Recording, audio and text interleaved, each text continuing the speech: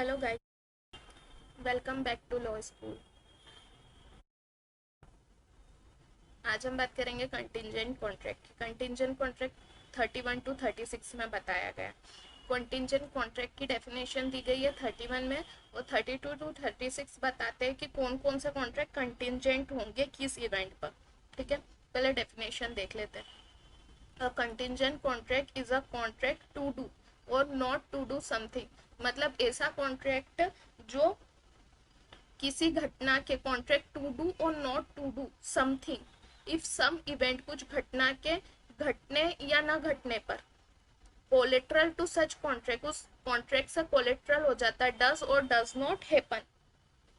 मतलब ऐसे कॉन्ट्रैक्ट जो सम इवेंट पे डिपेंड होते हैं, किसी इवेंट पे। जैसे ए ने बी से कॉन्ट्रैक्ट किया कि मैं तुमको 10,000 रुपए दूंगा जब तुम्हारा घर जल जाएगा। ऐसा ए ने बी से कॉन्ट्रैक्ट किया कि मैं तुमको जब 10,000 दूंगा यदि तुम्हारा घर जल गया। तो ये कौन सा कॉन्ट्रैक्ट हो गया? कंटिंजेंट, कि कुछ इवेंट पे डिपेंड हो गया। कि अगर कोई इवेंट डायरेक्ट कॉन्ट्रैक्ट नहीं हुआ, अगर ए बी से कह देता कि हाँ मैं तुमको 10,000 रुपए दूंगा, तो ऐसे कॉन्ट्रैक्ट क्या हो जाएंगे? Absolute contract.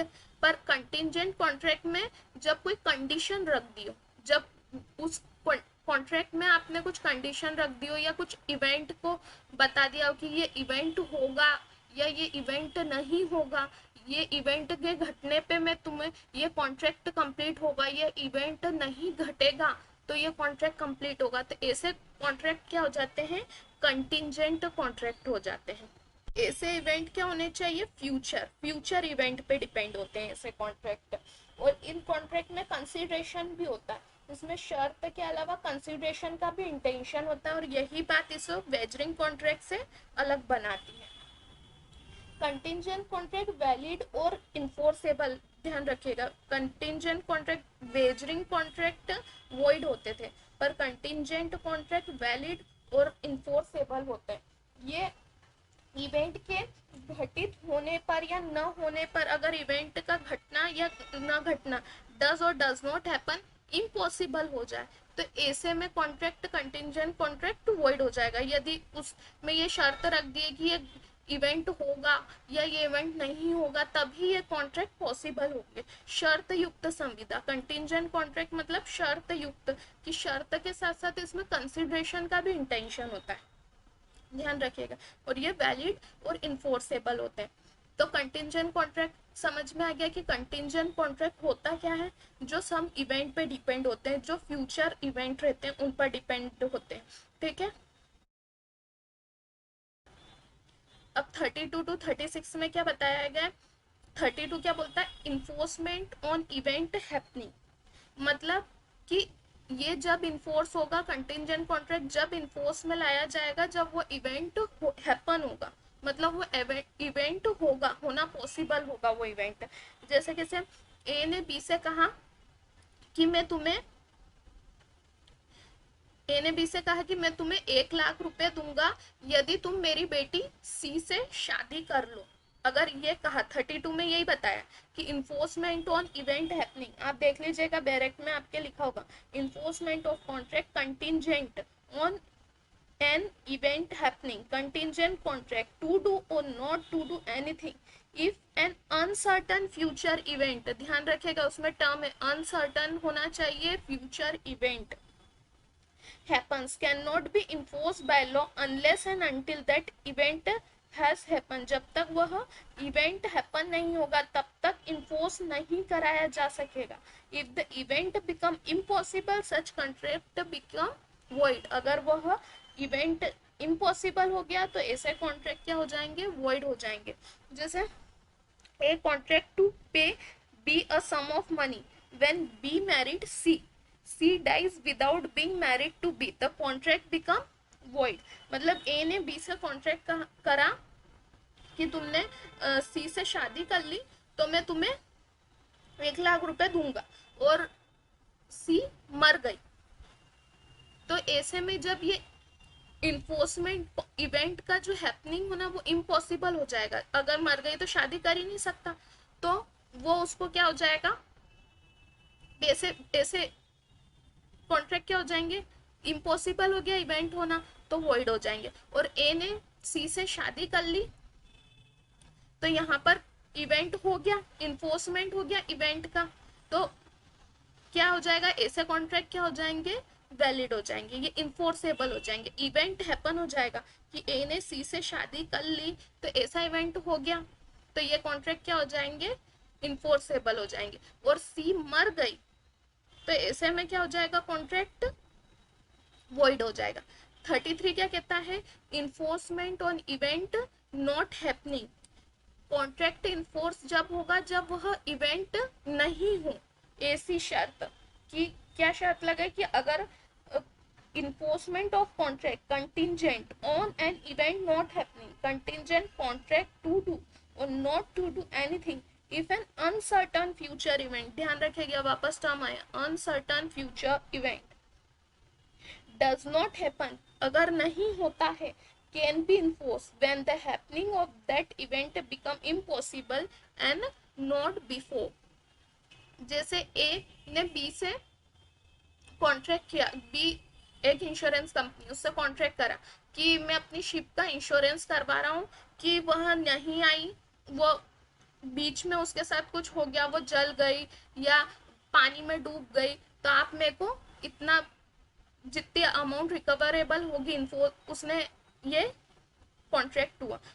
इंश्योरेंस क्यों करा, ताकि उसको अमाउंट मिल जाए अगर उसका कोई नुकसान होता है तो यहाँ पर अगर ये इवेंट नहीं हुआ तो मिलेगा क्या, नहीं। पर जैसे कि शिप नहीं लौटी तो क्या होता है, इवेंट नॉट हैपनिंग, तो इंश्योरेंस कंपनी को क्या करना पड़ेगा, पैसा देना पड़ेगा, क्योंकि यहाँ पर कॉन्ट्रैक्ट का इन्फोर्समेंट ही जब होगा जब इवेंट नहीं होगा। बात का किस बात का कॉन्ट्रैक्ट करा है पर्सन ने, ए ने इंश्योरेंस कंपनी से कि मेरी शिप नहीं लौटी, रास्ते में उसे कुछ हो गया नुकसान, तो आप मुझे पैसे दोगे। तो यहाँ पर क्या कॉन्ट्रैक्ट कब इन्फोर्स होगा, जब वो इवेंट नहीं होगा। तो ऐसे में क्या हो जाएगा, यहाँ इवेंट नहीं हुआ, उसके रास्ते में शिप डूब गई, तो इंश्योरेंस कंपनी को उसको पैसा देना पड़ेगा, उसने उस चीज का इंश्योरेंस करवाया।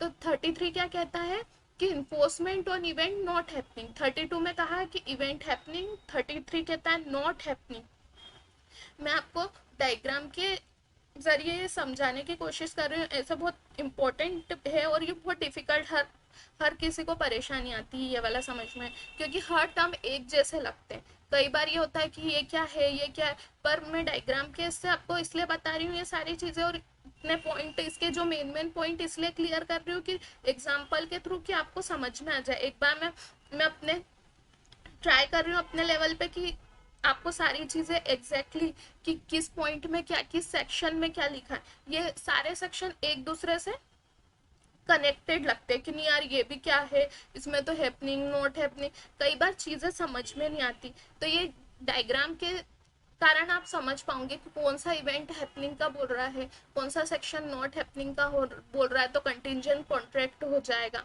तो आप इससे इजीली समझ पाओगे। और मैं डायरेक्ट अगर वो लिख देती जो इसमें सेक्शंस में लिखा है तो आप इतने क्लियरली नहीं समझ पाते, यहाँ पर हमको पॉइंट टू पॉइंट समझ में आ रहा है। थर्ड क्या है, 33, 32, 33, 34। 34 क्या है, event depend on future conduct of a living person. Event depend होगा future conduct of living person, living person पे डिपेंड है ये फ्यूचर कंडक्ट। हम यहाँ पर यही वाला एग्जांपल लेते हैं कि ए बी से शादी करने को कहता है कि तुमने, ए कहता है बी से कि तुमने शादी कर ली तो मैं तुमको 1,00,000 रुपए दूंगा सी से। ए ने बी से क्या कहा कि तुमने सी से शादी कर ली तो मैं तुमको 1,00,000 रुपए दूंगा। यहाँ किस पे डिपेंड हो गया ये इवेंट, सी के, कि सी अगर सी जिंदा है कि मर गई, अगर सी मर गई तो ये इवेंट हो पाएगा क्या, नहीं, ये इवेंट इम्पॉसिबल हो जाएगा। या सी की शादी किसी अदर पर्सन से हो गई तो ये इवेंट पॉसिबल हो पाएगा क्या, नहीं, तब भी ये इवेंट पॉसिबल नहीं हो पाएगा किसी भी कंडीशन में। तो इवेंट किस पे डिपेंड हो गया, फ्यूचर कंडक्ट, लिविंग पर्सन के फ्यूचर कंडक्ट पे जब इवेंट डिपेंड हो जाए तो ऐसे में भी क्या हो जाएगा, कि कंटिंजेंट कॉन्ट्रैक्ट हो जाएगा। अगर उसकी शादी हो गई तो क्या हो गया, इन्फोर्समेंट हो गया, कॉन्ट्रैक्ट इन्फोर्स हो गया। पर वो मर गई या उसने किसी और से शादी कर ली तो वो इवेंट पॉसिबल हो पाएगा क्या, नहीं। तो ऐसे में क्या हो जाएगा, कॉन्ट्रैक्ट वॉइड हो जाएगा। और अगर इवेंट पॉसिबल हो गया, वो मरी नहीं या उसने उससे शादी नहीं करी किसी और पर्सन से, और उसने बोला कि हाँ मैं तुमसे शादी कर लेती हूँ, बी से बोल दिया कि हाँ मैं तुमसे शादी कर लेती हूँ, तो ऐसे में कॉन्ट्रैक्ट क्या हो जाएगा, इन्फोर्स हो जाएगा। तो ये 34 क्या डिपेंड रहता है, इवेंट इसका डिपेंड किस पे रहता है, future conduct of living person पे। अब 35 दो पार्ट में। फर्स्ट पार्ट क्या है, specified event with in fixed time. Specified event fix time में होना चाहिए। मतलब ए बी से पैसे उधार लेता है और बोलता है यहाँ इवेंट फिक्स टाइम में होना चाहिए। जो स्पेसिफाइड इवेंट है, जो इवेंट है उसका फिक्स टाइम डिसाइड कर लिया है कि इस टाइम में इवेंट होना चाहिए, तो कॉन्ट्रैक्ट इन्फोर्सेबल होगा, नहीं तो वह वॉइड हो जाएगा। अगर फिक्स टाइम के बाद वह इवेंट पॉसिबल हो गया, फिक्स टाइम के बाद वो इवेंट हुआ, तो ऐसे में वो कॉन्ट्रैक्ट क्या हो जाएगा, वॉइड हो जाएगा। तो क्या होता है यहाँ पर, ए प्रॉमिस करता है बी से अ सम ऑफ मनी कि if a certain ship return within a year the contract may be enforced if the ship return within the year and becomes void if ship is not return within the year। यहाँ पे ए क्या promise देता है कि 1 वर्ष के भीतर अगर मेरी शिप लौट आई तो मैं तुमको इस सर्टन सम ऑफ मनी दूंगा। कि ए ने बी से प्रॉमिस किया कि मेरी शिप अभी इतना स्टॉक लेने दूसरे देश में गई है, अगर वो 1 साल के अंदर आ गई तो मैं तुमको 2 लाख रुपए दूंगा, और वह नहीं आई सर्टन फिक्स्ड टाइम पे, तो वो इवेंट, वो कॉन्ट्रैक्ट क्या हो जाएगा, वॉइड हो जाएगा। यहाँ पर बात इवेंट कब होना चाहिए, फिक्स टाइम में। वो 1 ईयर के अंदर आना चाहिए, मतलब 6 महीने में भी आ सकती है, 3 महीने, पर वो इवेंट होना कब चाहिए, फिक्स टाइम के अंदर होना चाहिए। 35 का नेक्स्ट पॉइंट क्या कहता है, सेकेंड क्लॉज क्या कहता है, specified event not happening with in fix time. अब यहाँ ए इंश्योरेंस कंपनी से कॉन्ट्रैक्ट करता है कि मेरी शिप 1 ईयर में लौट के नहीं आई तो आप लोग मुझे उसका हर्जाना देंगे, मतलब आप उसकी जितनी भी उसके कारण मेरे को जो लॉस हुआ है वो आप देंगे, मेरे को आपसे मैं रिकवरी करूंगा उस लॉस की। तो यहाँ उसकी शिप साल भर के अंदर नहीं आई तो इंश्योरेंस कंपनी क्या करेगी, ए को वो अमाउंट रिटर्न कर देगी। साल भर के अंदर, यहाँ नॉट हैपनिंग, इवेंट नहीं होगा, नॉट हैपनिंग लिखा है, ध्यान रखिएगा। स्पेसिफाइड इवेंट, जो स्पेसिफाइड इवेंट है वो not happening with in fix time, fix time के अंदर वह इवेंट नहीं हुआ। 35 का सेकेंड क्लॉज क्या कहता है, नहीं होने वाले इवेंट की बात करता है। फर्स्ट क्लॉज क्या कहता है, होने वाले इवेंट की बात करता है। ध्यान रखिएगा दोनों क्लॉज अलग अलग बात कर रहे हैं। यहाँ पर इंश्योरेंस कंपनी से उसने कहा कि अगर मेरी शिप 1 साल के अंदर नहीं लौटी तो आप मेरे को पैसे देंगे, नहीं लौटने पर देना पड़ेगा यहाँ पैसा। उसकी शिप 1 साल के अंदर नहीं लौटी तो इंश्योरेंस कंपनी से वो अमाउंट रिकवरेबल करेगा, और लौट गई तो ऐसा कॉन्ट्रैक्ट क्या हो जाएगा, वॉइड हो जाएगा, अपने आप ही वॉइड हो जाएगा। ठीक है। अब लास्ट क्या सेक्शन है, 36, इम्पॉसिबल इवेंट। जो इवेंट इम्पॉसिबल ही हो, जिनको करना ही पॉसिबल नहीं हो, तो ऐसे इवेंट क्या हो जाएंगे, अपने आप में ही वॉइड हो जाएंगे। जैसे ए बी से कहता है कि तुम मेरी बेटी सी से शादी करोगे तो मैं तुमको 1 लाख रुपए, वही वाला एग्जाम्पल लिया, पर सी जब ये एग्रीमेंट हो रहा था तब वह मर जाती है, और ये बात ना ए को पता है ना बी को पता है, तो ये इवेंट ही इम्पॉसिबल हो गया। यहाँ पर इवेंट का पॉसिबल होना ही नहीं है। जैसे बोल देते लोगों की मैं आपके लिए चांद ले आऊंगा, मैं आपके लिए तारे, तो पॉसिबल है क्या ये इवेंट, सिर्फ कहने की बातें हैं ये सब चीजें। तो ऐसे इवेंट जिनका पॉसिबल होना ही नहीं है, लिखा है, तो आप ऐसे कॉन्ट्रैक्ट इन्फोर्स किए जाएंगे क्या, नहीं। तो ऐसे कॉन्ट्रैक्ट क्या हो जाएंगे, वॉइड हो जाएंगे। आई होप आपको समझ में आ गया होगा कि 32 to 36 में क्या क्या है। मैंने एक एक पॉइंट एक एक पैराग्राफ को एग्जाम्पल के थ्रू समझाया कि कौन सा इवेंट हैपनिंग पे कॉन्ट्रैक्ट इन्फोर्स होगा, नॉट हैपनिंग पे कौन सा कॉन्ट्रैक्ट इन्फोर्स होगा, फ्यूचर कंडक्ट पे कब कॉन्ट्रैक्ट डिपेंड होगा, स्पेसिफाइड इवेंट जो फिक्स टाइम में होता है तो कॉन्ट्रैक्ट कैसा डिपेंड होगा, नॉट हैपनिंग पे कौन सा होगा। तो ये सारी चीज़ें आपको कैटेगरी वाइज समझ में आ गई होगी कि 32 to 36 कंटिजेंट कॉन्ट्रैक्ट की बात करता है। ये सारे कंटिजेंट कॉन्ट्रैक्ट की कैटेगरी में ही आते हैं। 31 में डेफिनेशन दिए और 32 to 36 इसको स्पेसिफाई करता है कि क्या क्या कॉन्ट्रैक्ट कंटिजेंट की कैटेगरी में आ जाएंगे। तो आपको वन बाय वन समझ में आ गए होंगे, सारे सेक्शन मैंने एग्जाम्पल के थ्रू समझाए हैं। आई होप आपको समझ में आया होगा। और ये बहुत इंपॉर्टेंट है, इसके एग्जाम्पल्स भी आप ध्यान रखिएगा, आप एग्जाम्पल के थ्रू ही इसे समझ पाएंगे, ऐसे नहीं समझ पाएंगे। अगर आप डायरेक्ट में पढ़ने जाएंगे या आपकी बुक में पढ़ने जाएंगे तो आप कंफ्यूज हो जाएंगे कि कौन सी चीज़ क्या बात कर रही।